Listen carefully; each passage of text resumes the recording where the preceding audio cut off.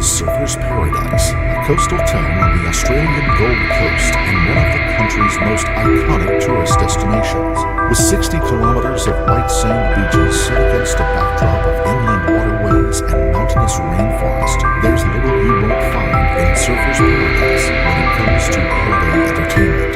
Water skiing, theme parks, night markets, restaurants, caving and treetop walks, and even the odd predatory guy with a single-minded thirst for casual sex. In August of 2014, 26-year-old New Zealander Warriena Wright was newly single after a recent long-term relationship had ended. She was ready to get back into the dating scene, and with time to spare, Warriena was holidaying in Surfer's Paradise for a friend's wedding. She logged onto Tinder. One profile immediately caught her eye. 28-year-old Gable wasn't her usual type. He looked like the kind of guy who spent too much time in the gym, and his dazzlingly white smile was Hollywood fake. But he reminded her of Sam Winchester, a character in Supernatural, one of her favorite TV shows. Warriena swiped right. Within minutes, she had a match. And the message? "You look delicious, Gable. I want to do dirty things to you." It was the sort of line that normally would have Warriena running for the hills. When it came to men, she always valued intelligence over looks and loved a good conversation with someone who had interesting opinions to share. After all, she had plenty of her own. She was a passionate animal rights advocate with a ton of hobbies and interests: photography, drawing, gaming, anime. She was also known for her wicked sense of humor. Her sister and closest friend, 25-year-old Marisa, said that she was a prankster, but also the most reliable friend in the world. When friends were in trouble, they turned to Warriena. Still, there was no harm in a little bit of chat. That usually worked, she teased. Gable took the joke in his stride, and then quickly turned the topic back to sex. He asked if she could be a freak in the sheets. "Let's get drunk together," he wrote. "I'm a porn star after a few drinks." Warriena wrote, "Please don't be an old, creepy, pervy dude." Gable wasn't exactly ticking all of Warriena's boxes, but over the coming days they chatted some more. Gable seemed okay. He was also good-looking, and she was feeling adventurous. The two swapped numbers, and on August 7th, Gable and Warriena met on Cavill Avenue, the nightclub precinct of Surfer's Paradise.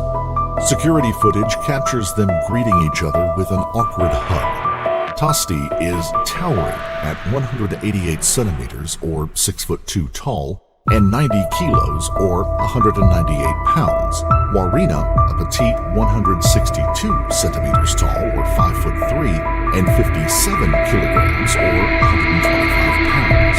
A few minutes later, the two are captured walking into the Surfer's Paradise Tavern beer garden, but they re-emerge a minute later and then walk to a nearby convenience store where they purchase a six-pack of beer before making the short walk to Gable's high-rise apartment. At 8:58 p.m., just 15 minutes after their first encounter, Warriena and Gable can be seen stepping into the Avalon apartment building where Gable lived on the 14th floor. Over the next 4 hours, Warriena and Gable would finish their beers before Gable would bring over some moonshine vodka he had distilled himself in his kitchen. At some point, the two had sex. They snapped selfies, which Warriena posted on her Facebook page. At 12:56 a.m., Tosti hit record on his phone, titling the recording Session 24. The audio would last 3 hours and 19 minutes. Less than 2 hours in, Warriena Wright would be dead. 28-year-old carpet layer Gable Tosti had specifically chosen his bachelor pad in the high-rise Avalon apartment block for its close proximity to bars and clubs of Surfer's Paradise. The notorious party strip at Surfer's Paradise was a year-round calling card for attractive, fun-seeking women. Gable wanted pure, no strings attached to sex, and this was the best place to get it. Over the past 3 years, Gable had slept with 270 different women. The figure wasn't an estimate. He had a handwritten log of every girl he had slept with, including the dates of each encounter. He also started making audio recordings of his dates on his mobile phone. For Gable, it was a protective measure. He just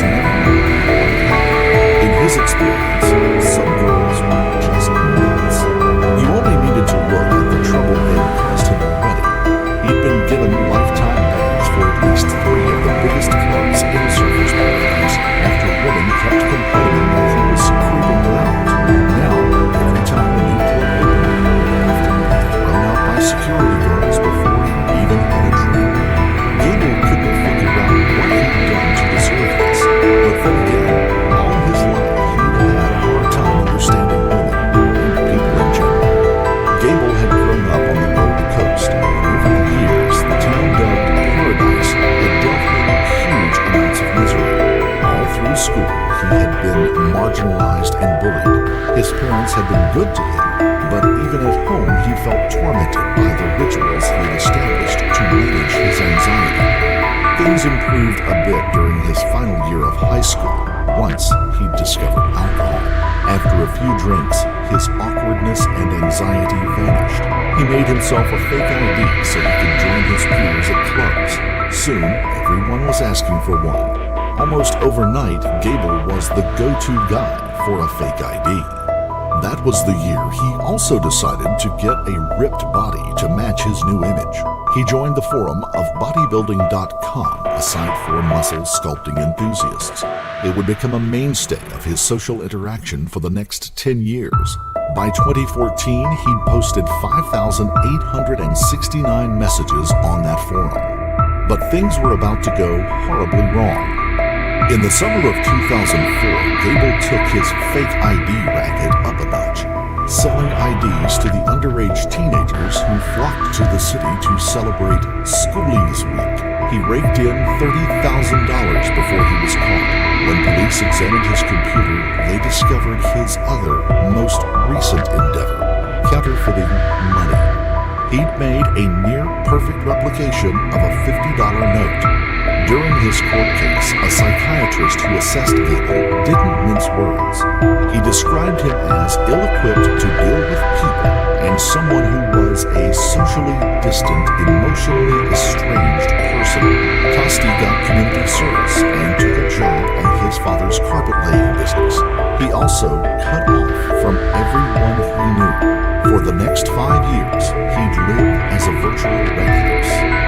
2010 was a big year for Gable. Now 23, he took to the forum of bodybuilding.com and made an announcement. Recently, I have decided I need to start socializing properly again and build up a network of friends, he wrote. The problem was, he didn't know where to begin. Should he set up a Facebook page, track down his old schoolmates? Tips and advice flowed in. Several days later, he posted an update. He'd found an old schoolmate and they had been clubbing. He'd kissed a girl, but it had been awkward and gone nowhere. He'd only ever been with one girl, and that was 5 years ago. A week later, he posted that he'd been out again, and this time had tried a more aggressive approach with a girl. They had had sex in the back of his car. Gable worked just 4 hours a day laying carpet. He now dedicated most of his free time to picking up women for sex, sharing every detail of his successes and failures on the forum. Of one failed attempt, he wrote, "Not sure what more I could have possibly done. Offer more drinks? Would this be unethical?" He also posted every milestone of his 100th girl. He wrote that she had been a big drop in his standards. He just wanted to get number 100 out of the way. In April 2013, he discovered Tinder. It was perfect timing, what with the bans from clubs and his bad reputation, his local hunting ground was shrinking to nothing. But even Tinder dates weren't a sure thing. Gable posted openly about his irritation at being turned away. One woman, he said, had invited him back to her place before suddenly freaking out and insisting he leave. Gable was infuriated that some women seemed to think that Tinder was more than just instant sex. Just had a big fail streak over the weekend. Met up with 4 different chicks. 3 who came over to my apartment for drinks, but were totally frigid. Had a 21-year-old Tinder date come over for drinks. We were getting along fine, started kissing. I go to lift her up and take her inside from the balcony, but she totally freaks out, bolts out the door, deletes me off both Tinder and Facebook. Maybe I acted too abruptly and snapped her out of her little lust trance by manhandling her. Sick of time and money-wasting bitches, he wrote in September 2013 about totally frigid women. Every girl has Tinder now, and none of them are down to it anymore. One member wrote back, "It's simple, bro. Girls can actually choose who they want to have sex with. Crazy, huh?" Other times he complained of misleading pictures. "Banged 2 girls tonight. First one was 4 of 10. Not worth mentioning, she didn't look like her pics, and I couldn't even finish. One member challenged him on his boasting and desperation to have sex with as many women as possible. Gable admitted that it came down to his low self-esteem. Having sex with attractive women made him feel better about himself, he said. By August 2014, he'd slept with 270 women. It was a numbers game, he said. Use the app every day and you'll find success every 5 days. He hardly had a thumb left after so much swiping. But Gable was also drinking too much, and when he did, things spun out of control. He'd recently been in trouble with the police after skipping out on paying a tuk-tuk driver. A month prior, he'd been in a high-speed police chase. When they finally pulled him over, he had a blood alcohol level of 0.2, 4 times the legal limit. On August 1st, Gable did his daily Tinder round, this time swiping an eye-catching dark-haired girl called Warriena Wright. She was a natural beauty with high cheekbones and large, striking brown eyes. She was at least a 7 out of 10, possibly an 8, I thought. Gable Tosti never slept with anyone below a 7. Please be warned that the following audio could be disturbing to some listeners. 12:56 a.m. Warriena Wright was normally a beer drinker, and not long after Gable hits record on his phone, she declares herself psycho drunk. Gable sounds sober.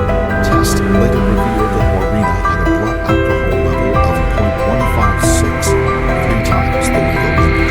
Warriena's conversation becomes drunkenly nonsensical. She play fights with Gable with Muay Thai, martial arts she once learned. Despite how intoxicated she is, Gable gives her at least 2 shots of moonshine vodka.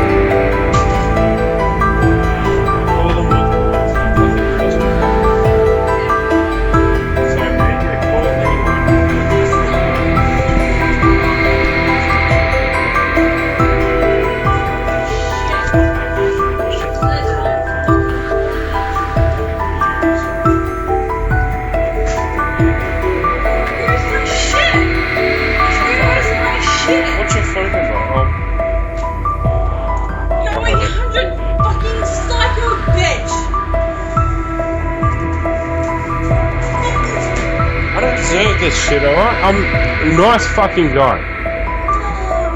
Yeah.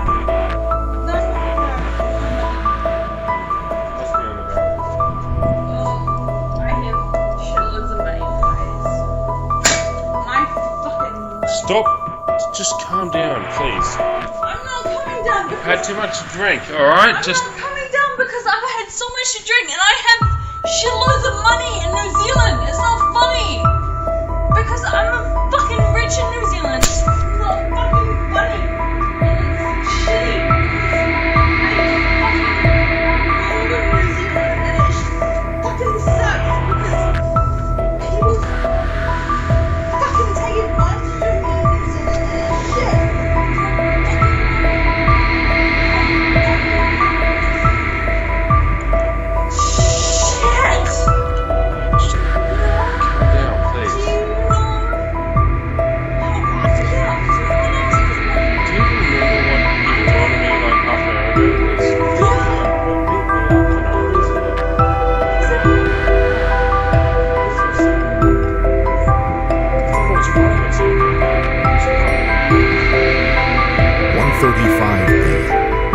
Things take a turn.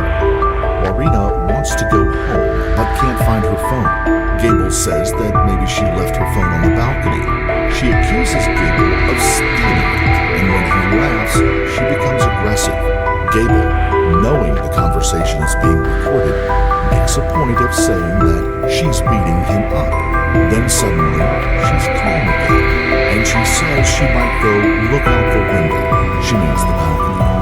Gable replies with chilling prescience, "Don't jump off or anything, will you?"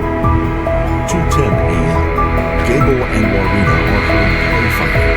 Warriena starts throwing small ornamental pebbles at Gable. These are later visible on the floor of Gable's lounge room. An instant later, Gable snaps.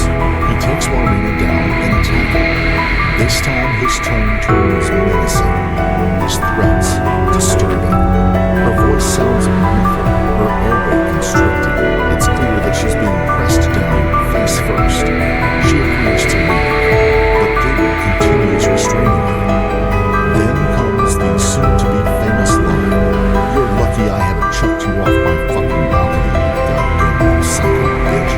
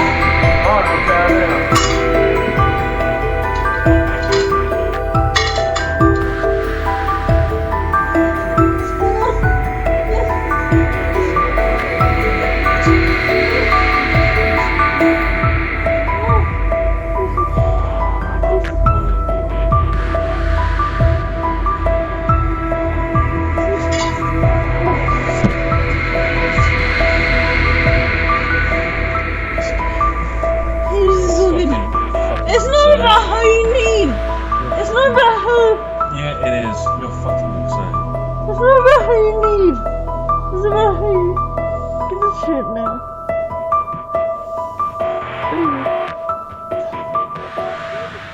I think you're only kidding, but you're not.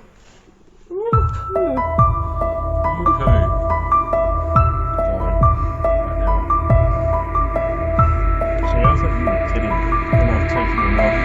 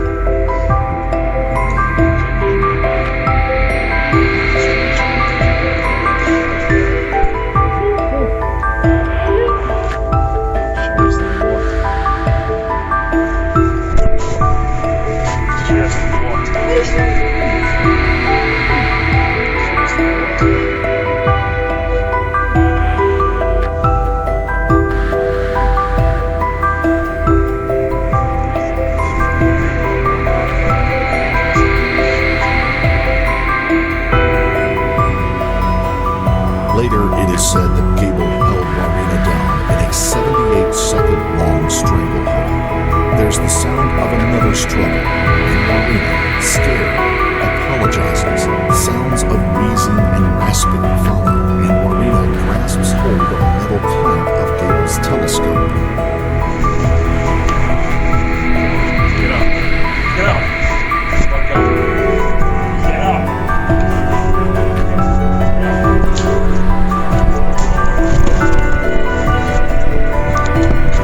You don't understand, do you? You don't understand.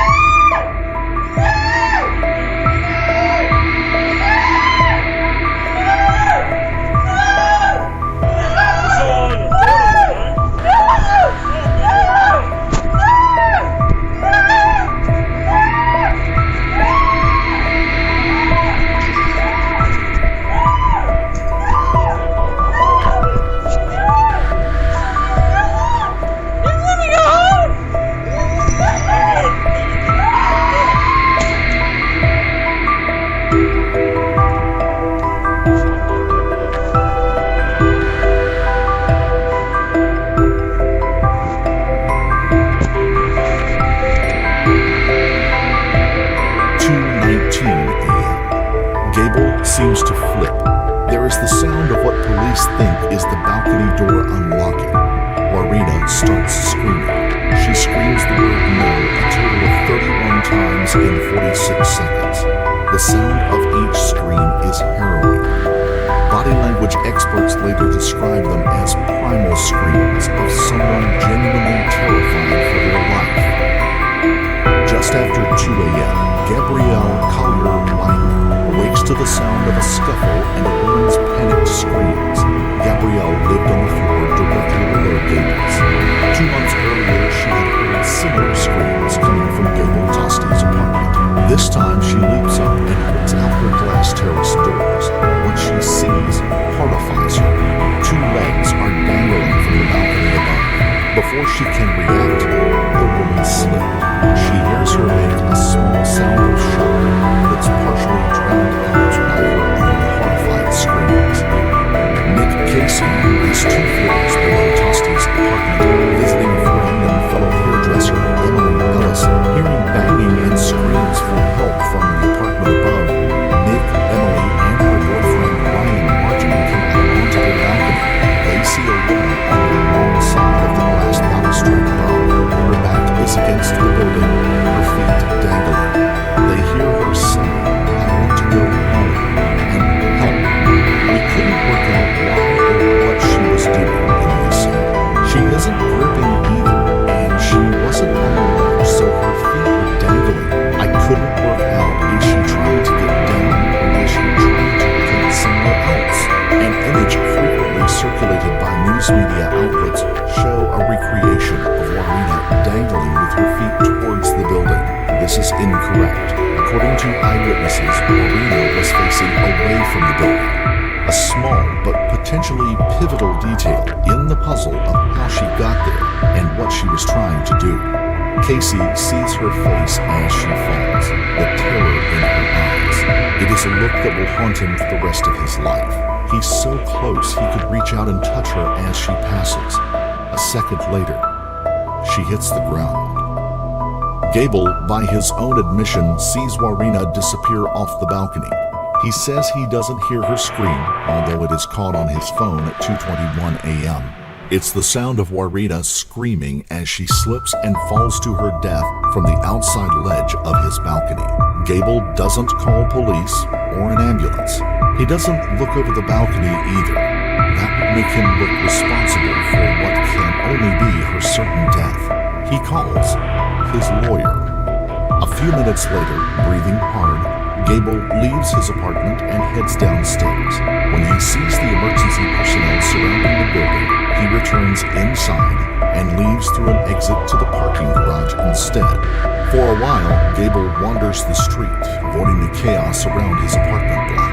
At 3:11 a.m., he stops by a shop and orders a slice of pizza before phoning his father. He swears to his father that he didn't push Warriena and asks why this sort of thing always happens to him. At 3:44 a.m., his father picks him up and takes him back to the family home. The media storm that would follow the death of Warriena Wright would begin to stir within hours. Dubbed the Tinder murder, the eyes of every reporter from every major media outlet were soon on Gable Tosti. Reporters dug into and dissected his past, his convictions, his psychiatric reports, his social media, from Facebook to Tinder to the thousands of damning posts he made to his buddies on the bodybuilding.com forum. In the court of public opinion, Gable was condemned as guilty. He had shown no interest in the well-being of a woman who had just fallen 14 stories from his balcony. Instead, he'd run his lawyer, fled the scene, and had enough appetite to eat pizza. None of these actions made him a murderer. That, argued the prosecution during this trial, was down to what was caught on his own recording. While the audio proved that Gable was nowhere near Warriena at the moment she fell to her death from the 14th floor balcony, prosecutors argued that Gable's threats and violence had reduced Warriena to such a state of abject terror, she felt the only way for her to escape was via the balcony. In October of 2016, Gable Tosti was found not guilty of the murder of Warriena Wright. The verdict was met by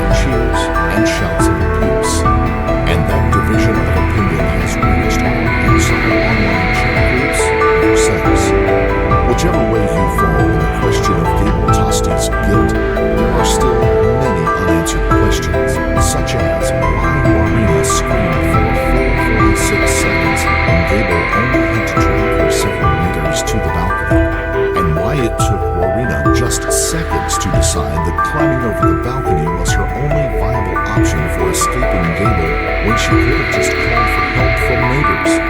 Warriena, in a semi-paralytic state, managed to climb over a railing and fall to her death, all within 30 seconds of Gable closing and locking the door to the balcony. It's hard to imagine that even the drunkest person could be simultaneously so quick-thinking and disoriented that they'd scale a railing. And then, of course, there was the most nagging question of all. Why, if Warriena had intended to climb down from the balcony, would she choose to do so facing away from the building? One theory that seems to have been given little attention is that in a fit of rage, Gable Tosti attempted to toss Warriena over the balcony before returning inside. Warriena grasped hold of the railing, falling only partway. Unable to climb back up, she dangled for a moment from the building before falling to her death. Gable mentioned jumping or falling off the balcony twice before Warriena actually fell. Coincidence, or something that was already on his mind? We'll leave that for you to decide. Scott Rouse and Chase Hughes, both behavioral experts, analyzed Gable Tosti during a media interview. Both reached the same conclusion: the guy is a psychopath. There's no doubt in my mind, said Rouse. His brain is not normal. If you found this case compelling, don't forget to like the video, comment down below your take on it, and subscribe to the channel. Also, hit that notification bell in order to stay up to date each time we reveal a new shocking case. Until next time, stay safe.